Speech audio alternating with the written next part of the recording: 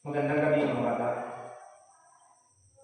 Bago tayo magsimula sa talakayan, magsitayo ang lahat upang damhin ang presensya ng Panginoon sa pangungunahan ni Esther. Amen. Magsiupo ang lahat. May lumiban ba sa klase? Ayos naman, wala. Bago tayo magsimula sa talakayan, pagpupulot muna ang kalat sa paligid at pakitago ang gamit sa lamisahan. Ayos na. Ngayon, ipapakita ang larawan na akma sa ating talakayan. Una, may idea ba kayo kung sino yan? Mahusay, si Apo Wangkon. Pangalawa, mahusay, si Higiling Diaz. Pangatlo, mahusay, si Corazon Aquino. Siya ang unang Pangulo. Ngayon, ang talakayan natin ay tungkol sa karanasan at bahagi din ng panahon ng mga kababaihan tungo sa pagkakapantay-pantay, pagkakataong pang-ekonomiya at karapatang pang-politika. Sa India, ang mga babae ang nagbibigay ng dote o dowry kapag ikinasal ito na ang ibig sabihin ay binabawasan niya ang kaban ng pamilya. Ang mga lalaki naman ay pinapahalagahan dahil sila ang tumatanggap ng dote, dinadagdagan nila ang kaban ng pamilya. Ang lalaki rin ang magdadala ng apelyido at magpapakalat ng kanilang lahi, kaya mahalaga ang lalaki sa kanilang pamilya. Sa China at India, naging tradisyonal sa lipunan ang pagkipil sa buhay ng sanggol na babae, ang tinatawag na female infanticide. Sa China, kapag baog ang babae, ito ay hinihiwalay agad ng kanilang asawa. Sa China, Japan at India,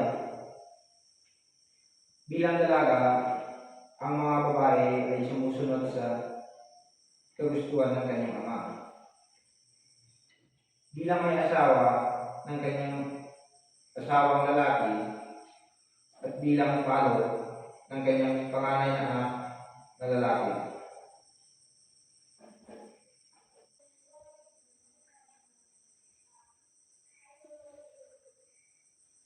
Yan ang mga may ambag na kababaihan siya sa buhay ng politikal, panlipunan at kultura. Siya si Aung San Suu Kyi na taga Myanmar. Isang makademokrasyang aktivista at pinuno ng Pambansang Liga para sa Demokrasya, tinatawag na National League for Democracy. So, ikalawa, si Megawati Sukarnoputri. Siya ay taga Indonesia. Unang babaeng Pangulo ng Indonesia. Pangatlo, si Corazon Aquino ng Pilipinas.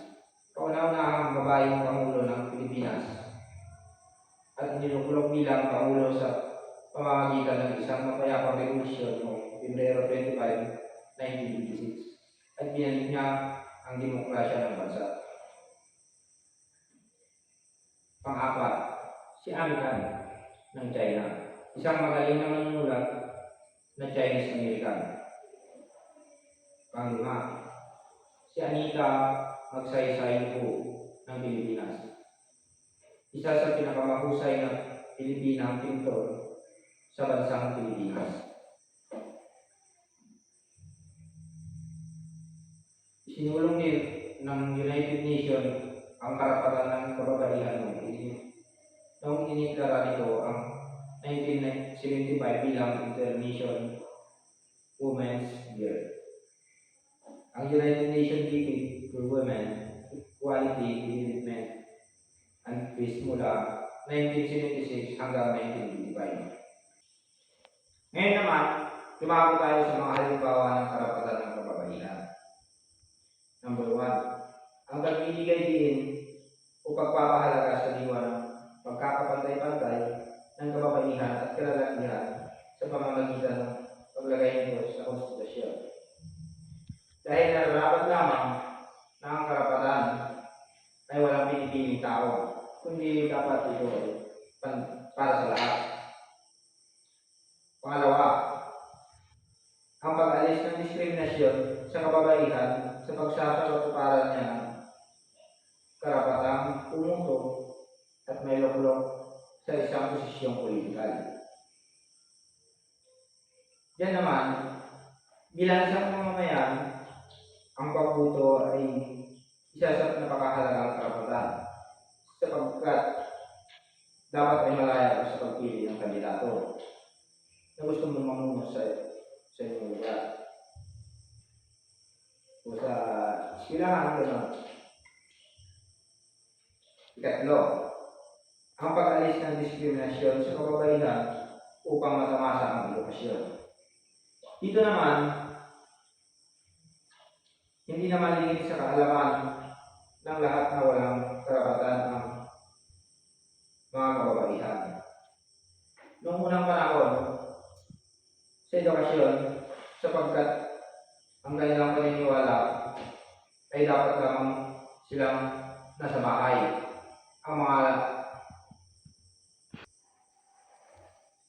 Ngayon, tumakot naman tayo sa ikatlo. Ang pag-alis ng diskriminasyon sa kababaihan upang katamasa ng edukasyon.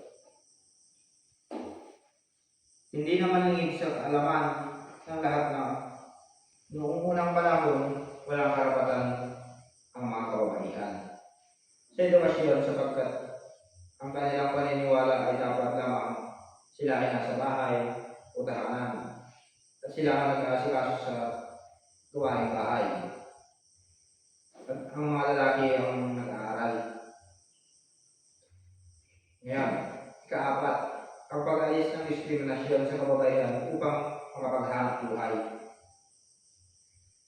Sa panahon natin, ngayon lalong-lalo na sa hanay ng paghahanap buhay, hindi na natin dapat inamalit ng mga babae o kababaihan sapagkat kaya naman nila na magtrabaho na gaya ng panlalaki. Ngayon, may mga piloto na, may mga backhoe driver na, operator, may mga pulis na kababaihan na din. At tumakas tayo sa panglima, ang pag-alis ng diskriminasyon sa kababaihan sa larangan ng kalusugan. Ngayon, bigyan din natin ng pansin ang mga kalusugan ng kababaihan.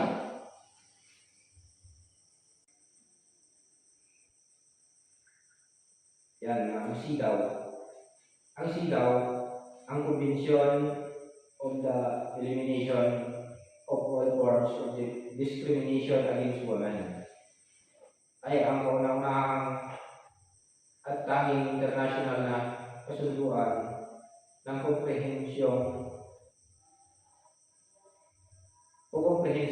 tumatalakay sa karapatan ng kababaihan hindi lamang sa civil at political na larangan, kundi gayon din sa aspetong kultural, pang-ekonomiya, palipunan at pang-pamilya. Kilala natin ito bilang International Bill of Rights of Women. Inaprubahan ng United Nations General Assembly ang SIDAW noong 18 Disyembre 1979.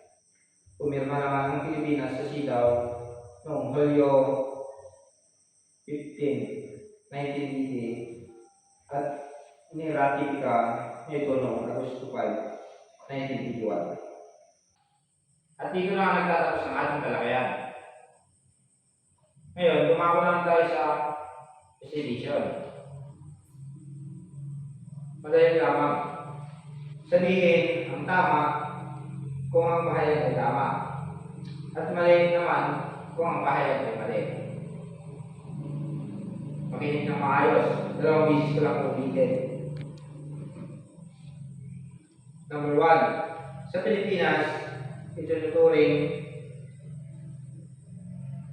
na ang ina ay ilaw ng tahanan. Yes, Jennifer? Tama.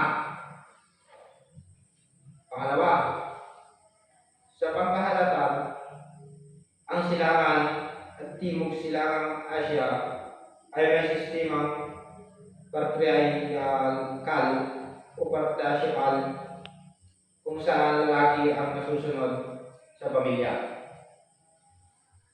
Yes, Leah. Tama. Husay.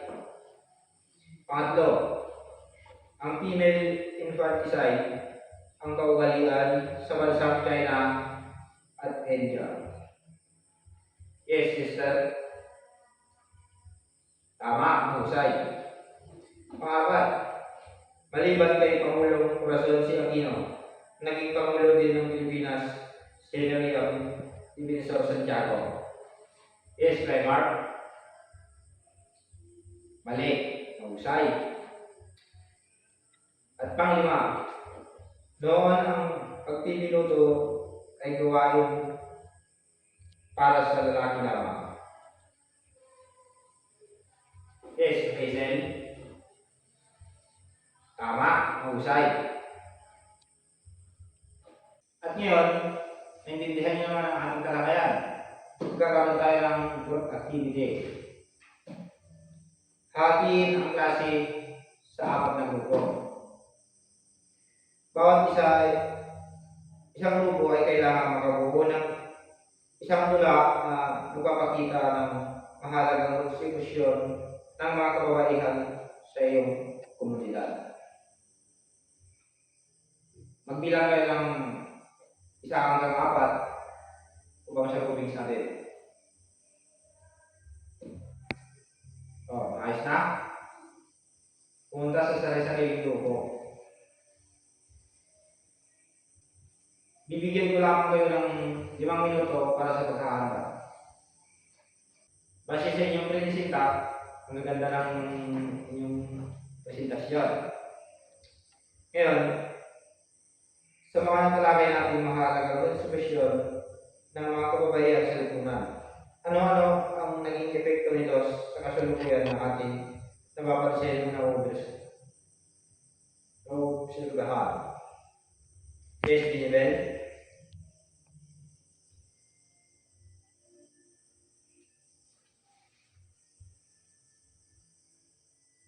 Magaling. Para naintindihan na talaga ang ating talakayan. Ngayon, tumama na tayo sa ating pagsusulit. Number 1. Number 2. Pangatlo.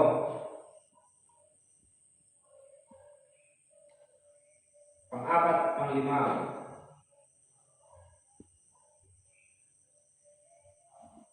Pang-6 at pang-7.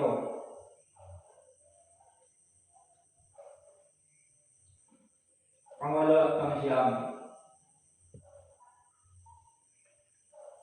At ang huling bilang.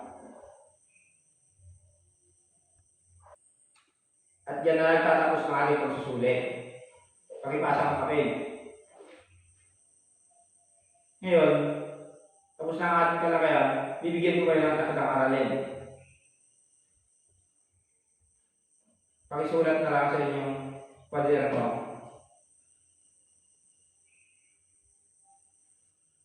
Ang Mayo 12 ay pagdiriwang ng mga ina.